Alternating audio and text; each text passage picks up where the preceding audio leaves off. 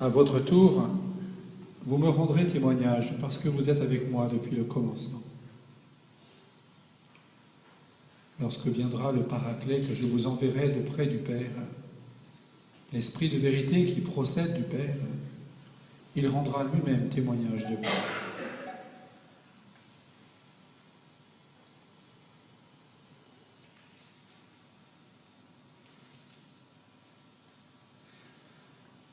Je vous ai dit ces choses tandis que je demeurais auprès de vous. Le Paraclet, l'Esprit Saint, que le Père enverra en mon nom, vous enseignera toutes choses et vous fera ressouvenir de tout ce que je vous ai dit. Je vous laisse ma paix, je vous donne ma paix.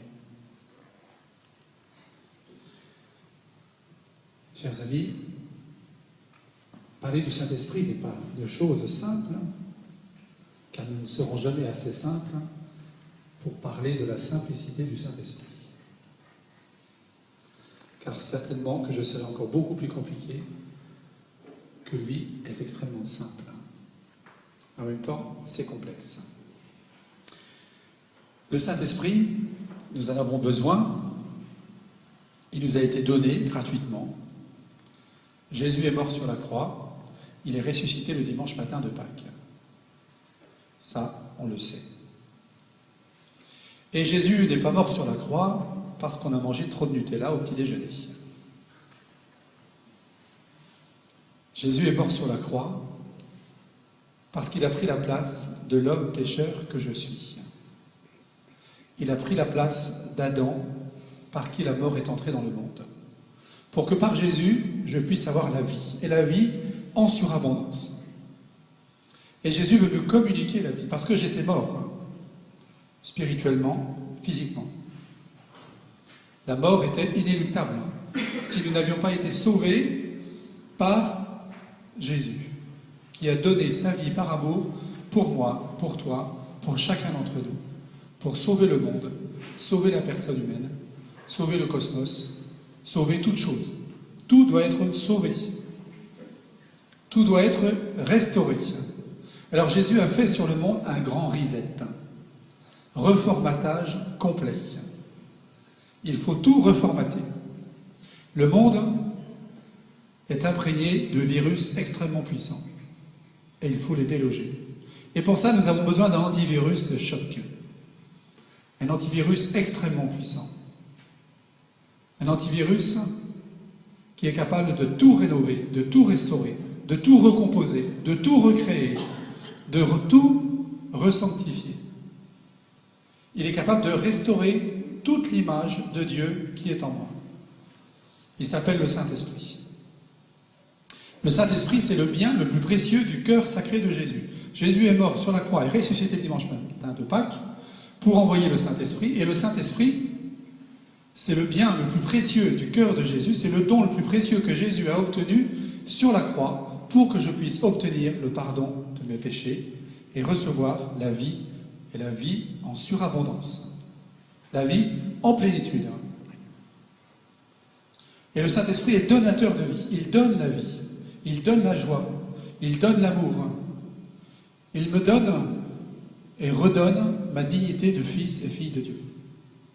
Il me remet debout, il me configure, il m'incorpore, il m'unit à Jésus mort et ressuscité, pour que je devienne un fils adoptif dans le Fils unique du Père, héritier et co-héritier de tout l'héritage du Fils. Et tout m'est communiqué par le don précieux de l'amour qui s'appelle le Saint-Esprit. Et le Saint-Esprit, il est là pour me donner la vie, il est là pour me défendre, il est là pour me conseiller, il est là comme, je dirais, c'est une expression que j'aime bien, un autorégulateur, un régulateur hors norme. Le Saint-Esprit, c'est un GPS, guidage par le Saint-Esprit. Un guidage par le Saint-Esprit dans le signal de la foi. Nous avons un grand animateur qui est en nous, qui vit en nous, service online 24h/24, service gratuit. Il vit en nous pour nous donner la vie, pour nous aider à vivre notre vie et notre vie à 100%. Il nous rappelle toutes choses. C'est notre mémoire infaillible. C'est notre mémoire infaillible. Par lui, nous nous ressouvenons de toutes choses. Il nous rappelle toutes choses.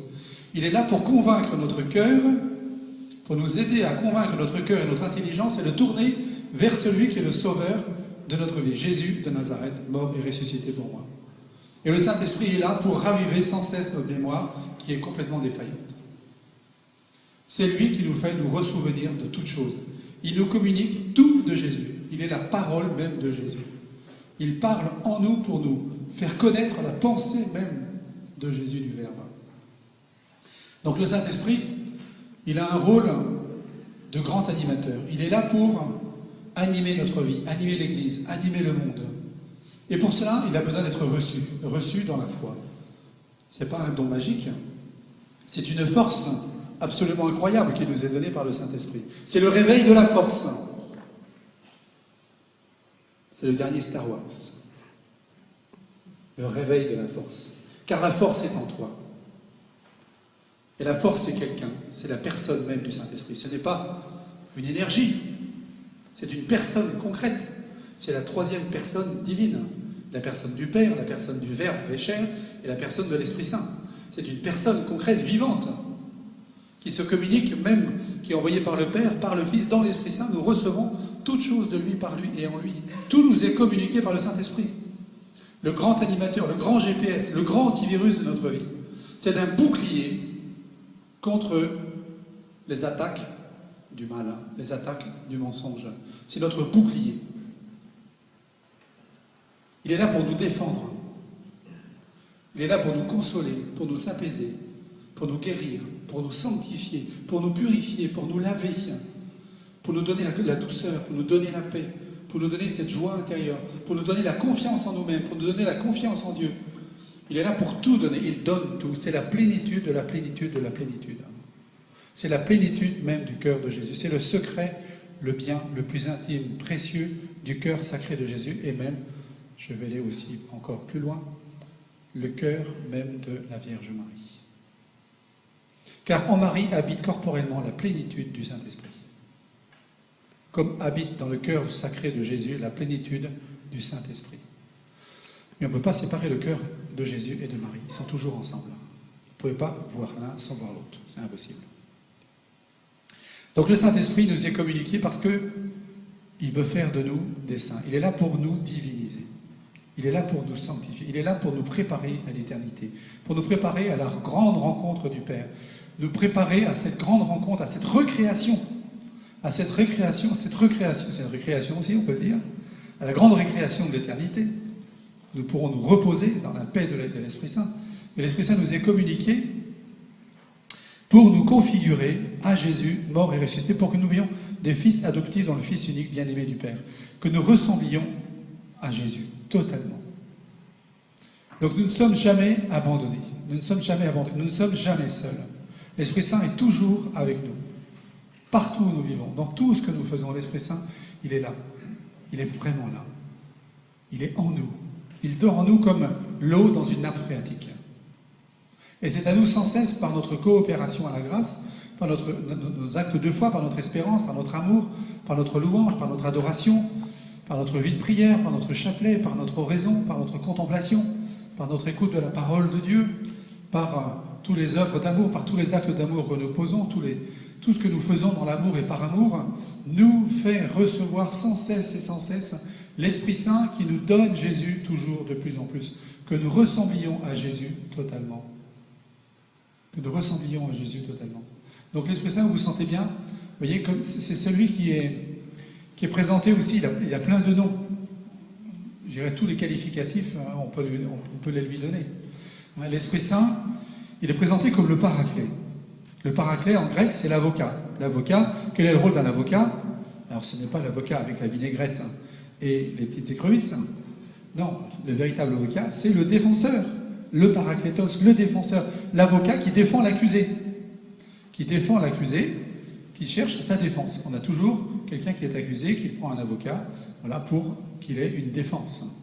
Eh bien, l'Esprit Saint est présenté par Jésus comme le Paraclet, qui nous est envoyé auprès du Père aussi, pour nous aider à découvrir la vérité tout entière, pour nous sortir de la culpabilité, nous sortir du péché nous aider à voir notre propre péché pour pouvoir nous repentir, le confesser, le donner au Seigneur pour sortir des ténèbres et de l'ombre de la mort, pour sortir du péché qui conduit à la mort.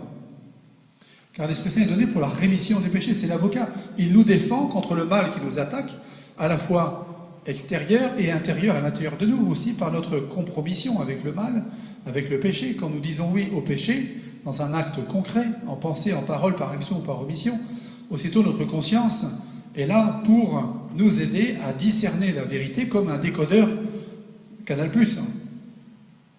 L'Esprit Saint, c'est un vrai décodeur au fond de la conscience. Il est là pour décoder sans cesse dans la conscience la vérité à voir, le bien à accomplir. Et en plus, il nous aide à le vivre totalement. Donc l'Esprit Saint est vraiment donné comme un défenseur, celui qui nous sort de toute culpabilité morbide. Il y a une saine culpabilité qui conduit au repentir, parce qu'elle nous fait voir notre péché que nous avons commis, et donc le Seigneur nous aide à le voir par un jugement spirituel, une lumière intérieure de notre conscience, qui nous permet de voir comment l'Esprit Saint, qui nous permet de voir l'esprit du mensonge, de l'esprit de la vérité. Que nous puissions repérer sans cesse le mensonge qui peut être en nous et qui nous conduit à la mort, à la tristesse, qui nous conduit à la péché et qui nous sépare de Dieu. Donc l'Esprit Saint, il est là pour nous conduire à la vérité tout entière, tout en nous défendant, en nous consolant, en nous rassurant, en nous pardonnant, en nous communiquant toutes les consolations dont nous avons besoin pour trouver la vie, la joie, la paix et l'unité intérieure. Donc l'Esprit Saint nous communique le salut par excellence. Toutes les grâces de salut obtenues par Jésus, par son sacrifice rédempteur sur la croix, par sa mort et sa résurrection, nous communiquent par le Saint-Esprit tous les biens du salut que nous avons besoin pour être sauvés de la mort éternelle, pour être sauvés de la mort physique, de la mort biologique, de la mort spirituelle, de la seconde mort. On l'oublie très facilement. Et c'est pour ça, vous voyez, le blasphème contre le Saint-Esprit, justement, qu'est-ce que c'est? Ce péché qui n'est pas rémissible, dans le sens que c'est le refus volontaire d'accueillir le Saint-Esprit en nous, qui est capable de nous donner la vie, de nous sauver, de nous apporter le pardon, qui va nous faire entrer dans le cœur de Jésus, déjà maintenant et en plénitude, dans l'éternité, dans le face-à-face. Donc refuser le bien suprême que Jésus a obtenu par son sacrifice, qui est le don du Saint-Esprit, pour la rémission des péchés, comme celui qui est notre défenseur, notre avocat, celui qui va nous donner la vie en plénitude, qui va nous diviniser, qui va nous sanctifier. Si on refuse ce don du Saint-Esprit, eh bien, nous ne pouvons goûter que la mort.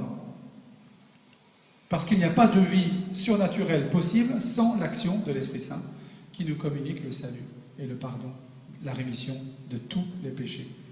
Et il n'y a pas d'obstacle pour l'Esprit Saint. Le seul obstacle qu'il peut y avoir, c'est notre résistance, c'est notre refus volontaire. Ton Saint-Esprit, Jésus, tu le gardes, je n'en veux pas. Ça ne m'intéresse pas.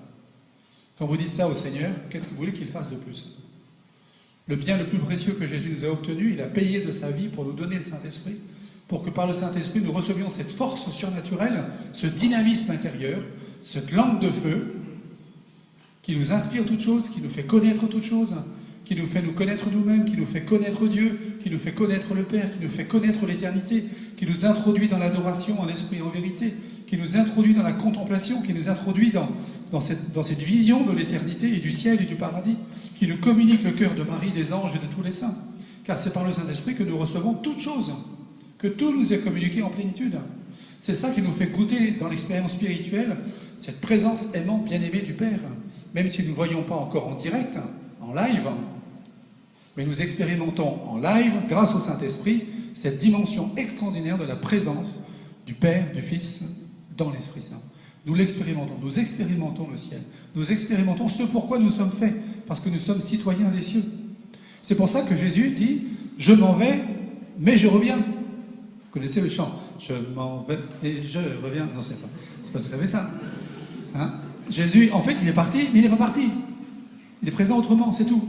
Jésus n'a jamais quitté la terre. Il est présent autrement. Il est présent maintenant dans la foi, grâce au Saint-Esprit. Et donc la foi nous fait toucher par l'action du Saint-Esprit, par cette illumination intérieure, il nous fait goûter cette présence du ressuscité. Rappelez-vous, Luc chapitre 24, les disciples d'Emmaüs. C'est extraordinaire ce passage.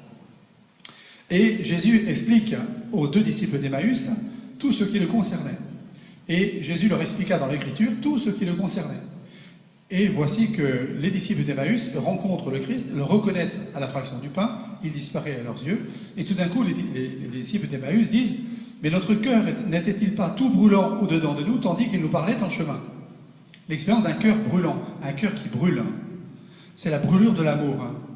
C'est la brûlure du cœur sacré de Jésus qui, par le Saint-Esprit, a illuminé les disciples d'Emmaüs, qui partaient de Jérusalem vers Emmaüs, pour revenir d'Emmaüs, pour retourner à Jérusalem. Le Seigneur est venu les chercher sur la route en leur donnant un cœur brûlant, c'est-à-dire l'illumination divine qui donne la foi.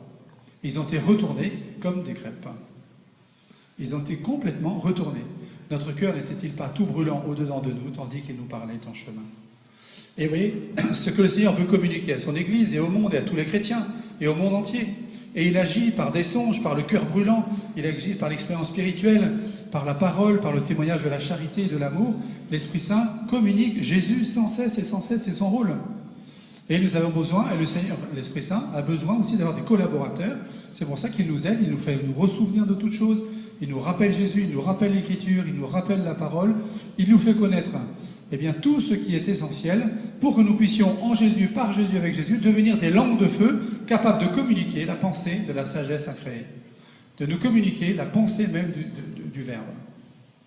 Rappelez-vous l'événement de la Pentecôte. La Pentecôte, un grand tremblement de terre, un vent violent, et tout d'un coup, des langues de feu descendaient sur Marie et les apôtres et toutes ces personnes au Cénacle, à Jérusalem, parce qu'ils étaient restés dans la ville jusqu'à ce que le Père envoie ce qu'il vous a promis, c'est-à-dire la force dans le réveil de la force.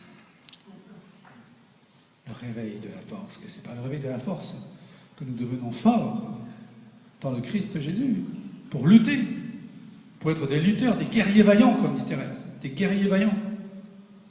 Parce que nous avons une plénitude de force en nous, par le Saint-Esprit qui est là. C'est extraordinaire.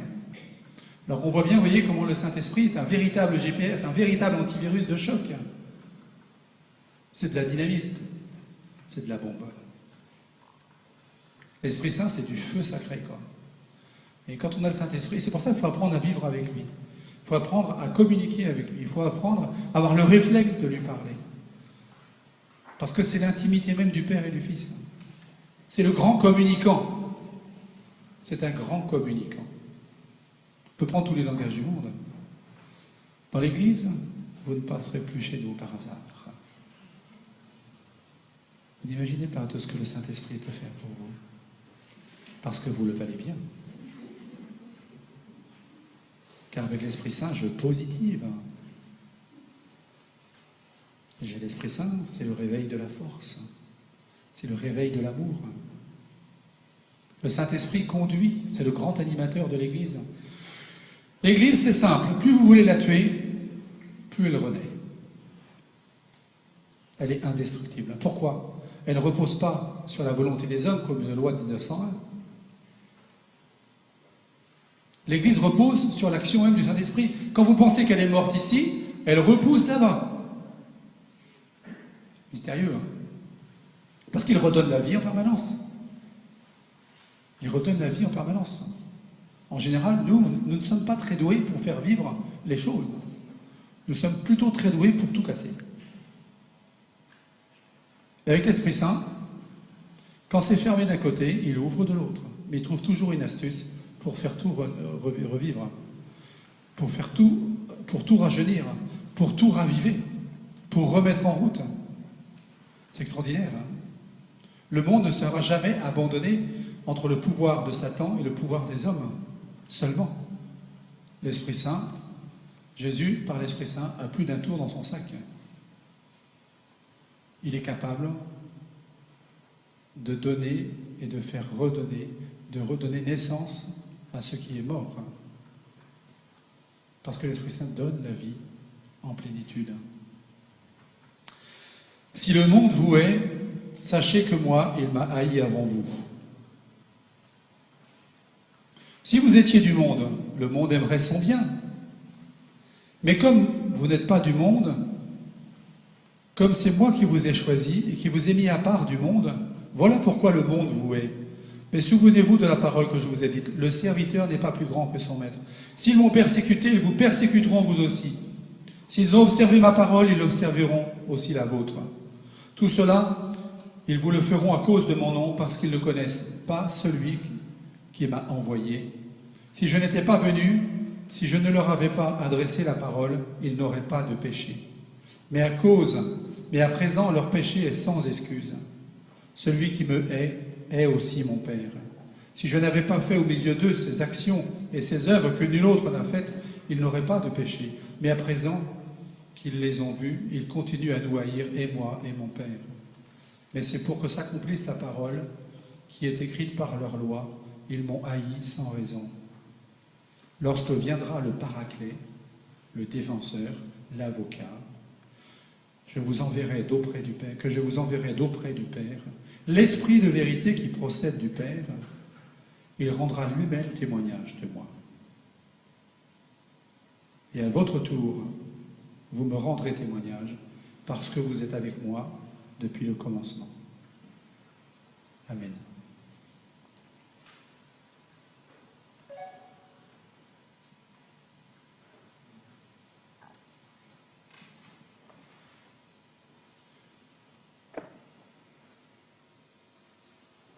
Esprit de Dieu, souffle de vie, Esprit de Dieu, souffle de feu, Esprit de Dieu, consolateur, tu nous sanctifies.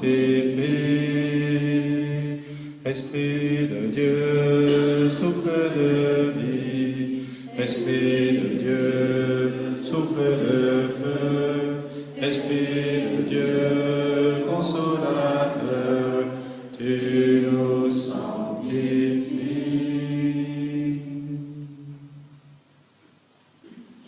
Voilà, si vous avez des questions, n'hésitez pas. Je ne sais pas si j'ai été clair. C'est dans Saint Jean, le dernier passage. Oui, c'est Saint Jean, chapitre 16. Chapitre 16 de Saint Jean. Chapitre 15, verset 18. Et après, ça continue un peu avec le chapitre 16 de Saint Jean. À tout l'évangile 14, 15, 16, 13, 14, 15, 16 de Saint Jean 17, c'est vraiment l'évangile de l'Esprit Saint, quoi. C'est très impressionnant.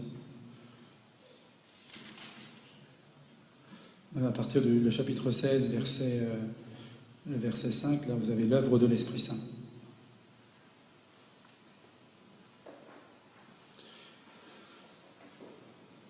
Voilà, l'Esprit Saint qui nous apporte le jugement, qui nous apporte... Oui.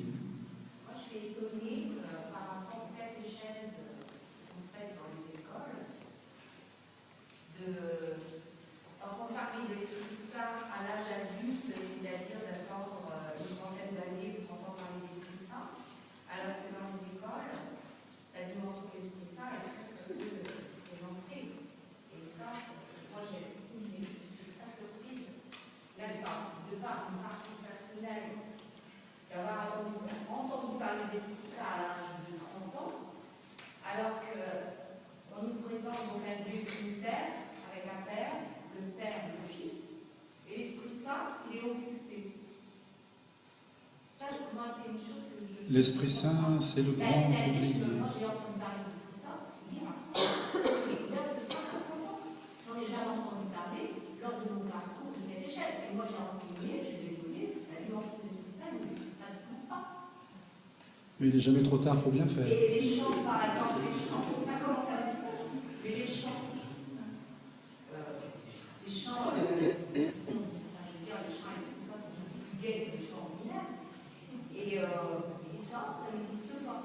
Donc, moi, c'est quelque chose que je ne comprends pas. C'est pour ça qu'on en parle ce soir. Tout à l'heure, j'ai fait de la paroisse.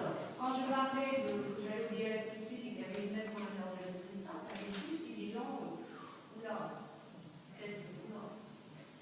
c'est des choses que je ne comprends pas tout de moi. Comment ça fonctionne dans l'Église?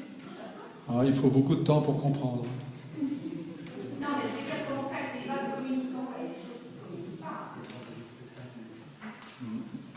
Il y a un temps pour tout. C'est pour ça qu'on en parle ce soir. C'est comme ça qu'on fait ça. Quand on voit le monde, on ne pas. Seigneur, c'est ce qu'il fait. On lui fait confiance. Les choses sont ce qu'elles sont, et elles seront ce qu'elles seront.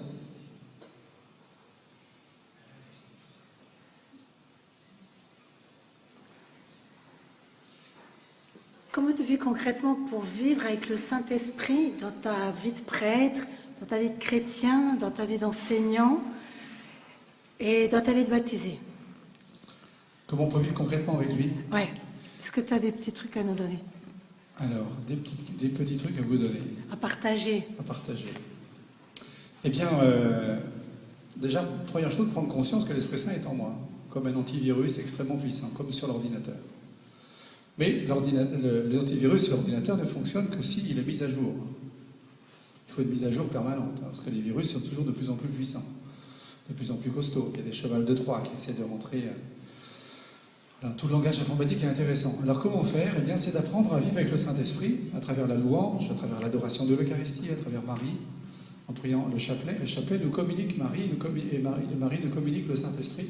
Comme disait saint Maximilien Kolbe, Marie est comme la quasi-incarnation de l'Esprit Saint. Elle a tellement reçu la plénitude de l'Esprit Saint qu'en priant Marie, nous plongeons dans le Saint-Esprit. Et le Saint-Esprit nous fait plonger dans le cœur de Marie. Parce que le cœur de Jésus, de Marie et de l'Esprit Saint sont dans une union absolument incroyable, dans une plénitude totale. Donc de prier le chapelet, il faut beaucoup prier le chapelet. La prière du chapelet nous conduit à faire l'expérience d'une effusion de l'Esprit Saint.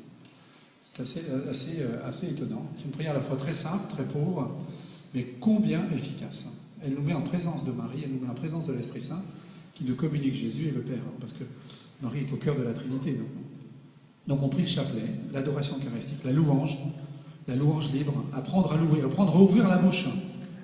Ce qui est très difficile pour des pays qui sont des fils de Descartes, où tout doit être rationnel, scientifique et découpé en quatre. Et nous sommes dans une philosophie extrêmement critique, qui critique toute chose. Donc c'est très compliqué pour nous les Occidentaux d'apprendre à louer simplement, joyeusement comme des enfants et invoquer le Saint-Esprit. C'est très dur pour nous parce que tout de suite nous avons beaucoup de respect humain et nous mettons beaucoup d'obstacles à la réception. Nous ne sommes pas très très simples en fait. Nous ne sommes pas très très simples. Donc des trucs très concrets, c'est prendre un chant, c'est louer. Moi ça m'arrive des fois, même tout seul, de prendre mon carnet de chant et de chanter. Et je chante. Je chante la louange, et puis la louange fait descendre l'Esprit Saint. Louer, ouvrir la bouche. Et une fois que le chant est fini, souvent je vois ça dans des assemblées de prière, les gens chantent, et puis le chant est fini, plus rien. Les gens sont muets. Ils se taisent. Alors qu'il faut continuer. Amen. Sois béni, Seigneur Jésus. Je te loue et je te bénis, Seigneur Esprit Saint. Je te bénis, Jésus. Je te bénis, Père, parce que tu es là. Je te rends grâce, Seigneur, parce que tu es vivant en moi. Seigneur, je te demande de régner sur moi, de faire tomber en moi tout ce qui m'empêche d'être libre. Seigneur Jésus, je te bénis pour ce que tu es, pour ta mort sur la croix. Je te loue, Jésus, pour ce que tu es, pour ce que tu m'apportes, pour ce que tu me donnes. Merci, Seigneur Esprit Saint, parce que tu es mon paraclet, tu es mon défenseur. Et j'ai besoin de toi. Éclaire-moi, montre-moi, guide-moi. Et il faut lui parler. C'est très important. C'est comme si j'allais voir quelqu'un chez lui et je ne lui parle pas. Il ne se passe pas grand-chose si on ne se parle pas. Je viens de voir, on vient se voir, on a rendez-vous ensemble dans la même maison et on ne se parle pas. Parce qu'il ne faut pas se parler. Ben, si vous ne vous parlez pas, votre amitié elle va vite s'effondrer. La communication, le langage, le fait de parler, d'invoquer, de supplier, de demander, d'informer, à travers des mots, à travers des concepts, c'est très important parce que ça nous met en relation, ça éveille toute la relation. Et ça, c'est très important. Et la louange, c'est éveiller cette relation. Il faut participer. Avec un cœur d'enfant est très simple. Moi, si je vais vous voir chez vous, je vais vous parler. Je ne sonne pas seulement à la porte, j'arrive, je tais et je ne parle pas. À moins qu'on soit muet, c'est différent. Mais autrement, nous sommes des êtres de langage. Donc c'est très important, à travers la louange très très concrète, eh bien, voilà, de parler, de chanter un chant l'Esprit Saint, de lui parler, de lui présenter les choses concrètement. Alors tu vois, Seigneur Esprit Saint, tu vois, là, j'ai tel problème, telle difficulté. Là, je ne sais pas comment lui parler, je ne sais pas comment conseiller telle chose, je ne sais pas quel conseil, je ne sais pas quelle décision prendre. Seigneur Esprit Saint, éclaire-moi. Illumine-moi. Mets sur ma route quelqu'un par lequel tu vas parler et tu vas me dire les choses. Seigneur Esprit Saint, j'aimerais vraiment parler de Jésus, mais j'y arrive pas, j'ai peur. J'aimerais aller faire du porte-à-porte, aller voir les gens et tout, mais j'ai peur. Alors Seigneur Esprit Saint, donne-moi la liberté. Donne-moi de ne pas avoir peur. Fais tomber en moi toutes les peurs, que je puisse annoncer le nom de Jésus. Seigneur Esprit Saint, voilà, aide-moi. Alors on dit un Je vous salue Marie, on dit à notre Père, et parlez-lui, il faut lui parler. Quoi. Le Saint-Esprit, c'est le grand oublié. C'est le grand oublié, parce qu'il est invisible. Il est comme le vent, on ne le voit pas. C'est comme l'oxygène, vous ne le voyez pas, pourtant vous le respirez. Hein. Si j'enlève de la pièce ici, vous êtes mort. Hein. L'oxygène, vous ne le voyez pas. Et pourtant, il est là. L'électricité, vous voyez la lumière, vous ne voyez pas l'électricité qui arrive à la lumière. Et pourtant, elle est là. Si j'enlève l'électricité, il n'y a plus de lumière. L'Esprit Saint, c'est pareil. Vous ne le voyez pas, mais il est là. C'est une présence invisible et aimante qui est en nous. C'est l'influence permanente de l'amour. Donc il faut parler, il faut supplier.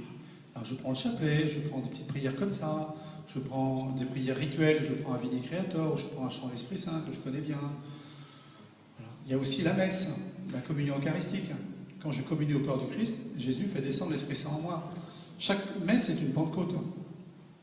On l'oublie facilement, vous voyez. Chaque messe est une Pentecôte. Chaque messe est un cénacle. Chaque messe est le lieu de l'actualisation du sacrifice. Et dans Saint Jean, la Pentecôte, elle tombe au moment où Jésus meurt, dans le cœur transpercé. La Pentecôte, elle est à la messe, elle est dans le sacrifice. Elle dit, Seigneur Esprit Saint, Seigneur Jésus, je vais communier à ton corps. Eh bien, par ton corps, communique-moi le Saint-Esprit qui me donne la vie. Cette source jaillissante en vie éternelle, tout de suite. La messe. Se confesser. La confession, demander le pardon de Jésus, mais reconnaître son péché. Seigneur Esprit Saint, mon Père, je sais pas quoi dire dans la confession. Ah bon? Je ne sais pas quoi dire.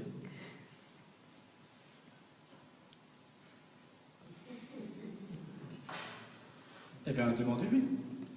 Il vous dira ce qu'il faut dire dans la confession. Vous verrez, il serait étonné. Quand je lui demande, je me cache après. En fait, on a une bonne nouvelle, c'est que ça fonctionne. Et la bonne nouvelle, c'est qu'il y a quand même 100 personnes qui attendent qu'on se connecte. Donc en fait, ce qu'on propose, on va arrêter la soirée, on va recommencer avec le Père. Si vous voulez rester, vous pouvez rester. En fait, ce qui nous touche énormément, c'est qu'il y a plein de personnes qui disent on prie pour vous, on intercède pour vous, et ça. Et surtout qu'il y a plein de jeunes, en fait, c'est surtout ça. Il y a tout un groupe de prière, enfin je pense qu'il y a d'autres jeunes du foyer qui doivent sûrement aussi écouter le Père. Donc voilà, on va refaire un direct pour le Père, parce qu'en fait il y a 100 personnes derrière, et que ça vaut le coup en fait, c'est 100 âmes qui peuvent être rejointes par l'Esprit de Dieu. Amen. Rends grâce au Seigneur quand même, parce que pour toutes ces prières